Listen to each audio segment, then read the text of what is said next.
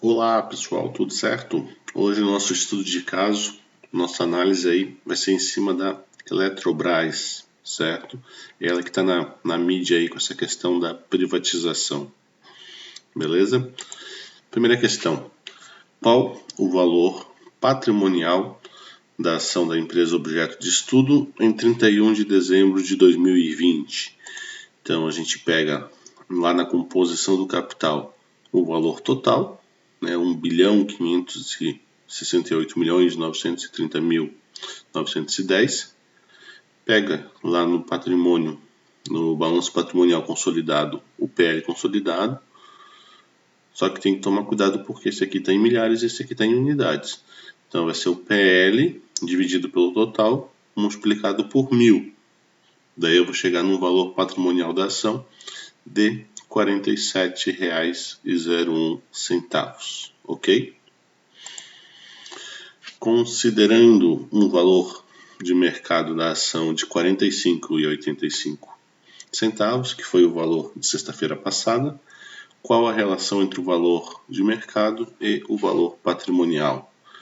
Price to book, né? O preço em relação ao valor de livro, o valor contábil.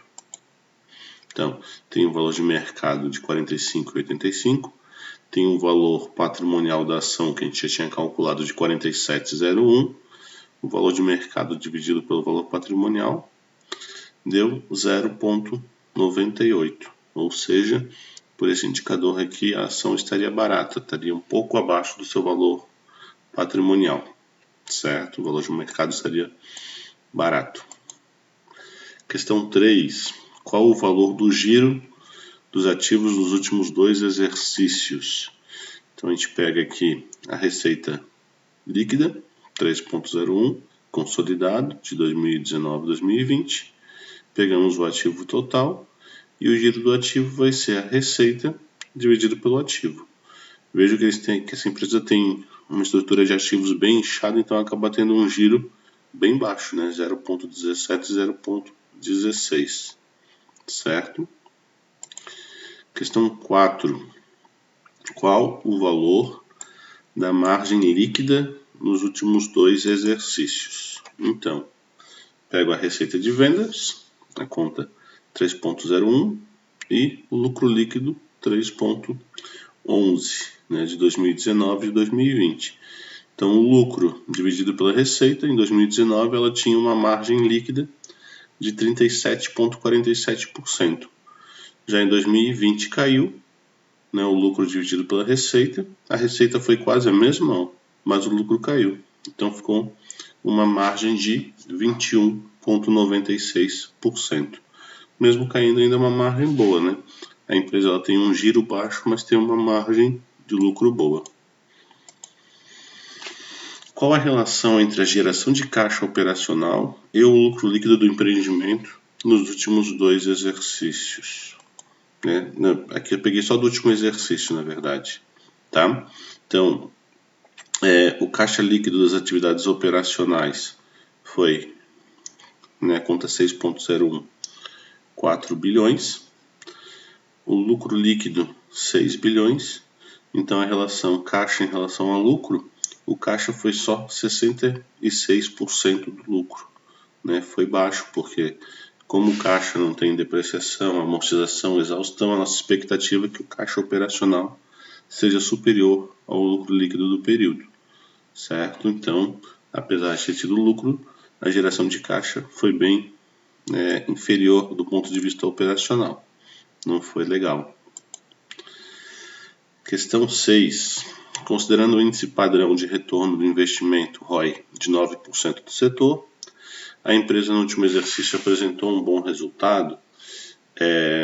Lembrando que esse índice padrão do setor de energia estou usando o que tem do livro do Marion, ok? Então, o lucro líquido de 6 bilhões, o ativo total, o ROI deu 3,57. Se o padrão do setor é 9%, então a resposta é que o ROI está ruim, está baixo em relação ao padrão do setor, certo? Questão 7. Considerando o índice padrão de endividamento de 54% do setor, a empresa no último exercício social apresentou um bom resultado. Então, o ROI, né, era um índice que acima seria bom e abaixo seria ruim. O endividamento já é o contrário, né? Ele está com o endividamento acima do padrão, é ruim. Abaixo do padrão, que é bom. Então, calculando o endividamento, primeiro eu pego aqui o passivo circulante e o passivo não circulante para achar todo o capital de terceiros. E daí depois eu pego o capital de terceiros dividido pelo ativo total para achar esse endividamento, né? Alguns chamam isso aqui de endividamento bruto. Então deu um endividamento de 58,79%. Se o padrão do setor é 54%, que a gente tinha visto na questão, então ele está acima do padrão, o que é ruim, não é bom. Claro que não é muito acima, é um pouco acima, não é que nem a rentabilidade, que era muito abaixo, mas não é positivo, né? É uma coisa negativa, está acima, o endividamento acima do padrão do setor dela, ok? Próxima questão, questão 8. Considerando o índice padrão de liquidez corrente de 1,51 do setor, né, a empresa no último exercício apresentou um bom resultado.